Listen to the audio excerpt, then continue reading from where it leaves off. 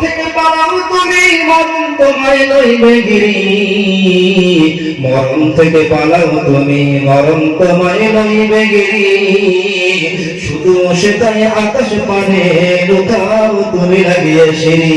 মহারোগের চিকিৎসা করায় নাই সে ঔষধ জগতে, খুলিরা কাতর হইলে কি হবে, পারিবা না তারে ফিরাইতে। এই মরণ আমাদেরকে অবশ্যই হবে। আল্লাহ তাআলা কেন মরণ দেবেন? আমরা আল্লাহকে প্রশ্ন করতে পারি, আল্লাহ তাআলা আপনি আমাদেরকে দুনিয়ায় তো পাঠাইলেন, আমাদের কোনো অস্তিত্ব ছিল না, আলামে আরহাই আমরা ছিলাম, মায়ের গর্ভে পাঠাইলা, মায়ের গর্ভ থেকে দুনিয়ায় কেন আমাদেরকে পাঠাইলা? আর দুনিয়ায় বা পাঠাইলা কেন বা মৃত্যু দেবা? আর শুধু বা মৃত্যু দেবা কেন? তুমি আমাদের কাছ থেকে হিসাব নেবা। আল্লাহ রাব্বুল আলামিন বলেন, সারাটা মাস চাকরি করার পরে মাসের একটা ডেট আসে, মাইনে আমার জন্য, বেতন নেওয়ার জন্য। সারাটা জীবন চাকরি করার পরে রিটায়ার হওয়ার একটা সময় আসে, সারা জীবন চাকরি করার পরে পেনশন নেওয়ার একটা সময় আসে।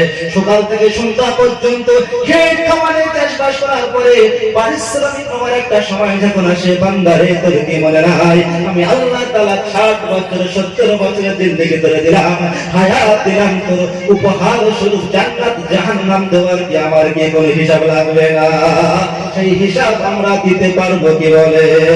আল্লাহ তাআলা বলেন, ইমাম বুখারী রাহমাতুল্লাহ আলাইহি, বুখারী শরীফের দ্বিতীয় খণ্ড পৃষ্ঠা নম্বর 1129, বাংলাদেশের পৃষ্ঠায় সাহাবী আবু হুরায়রা রাদিয়াল্লাহু তাআলা আনহু থেকে হাদিস বর্ণনা করেন, বাব বর্ণনা করেন, বাবু কাউলিল্লাহি তাআলা, আল্লাহ নবী হাদিস বর্ণনা করেন, ওয়া আন্না আমালা বনি আদম ওয়া কাওলাহু ইউজান। আল্লাহ নবী বলেন, আবু হুরায়রার বর্ণনা, কিয়ামতের মাঠে আল্লাহ তাআলা আদম সন্তানের প্রতিটা কর্ম আর কওলকে আল্লাহ তাআলা ইউজান ওজন সিগা ব্যবহার করে বলেন, আদম নামাটা ওজন করা হবে।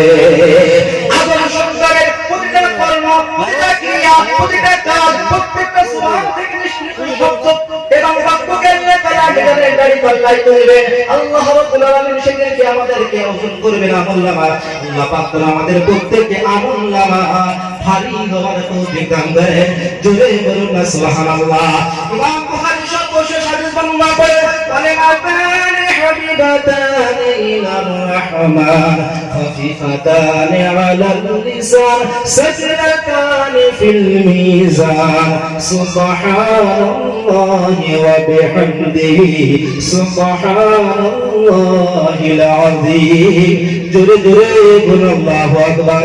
আমার ভাইরা, কিয়ামতের মাঠে মিরাজের পাল্লায় বান্দার সবচেয়ে থেকে আমলটা ভারী হবে।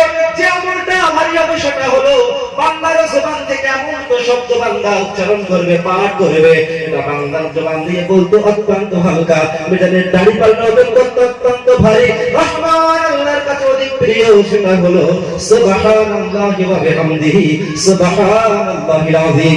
আরেকটা হাদিস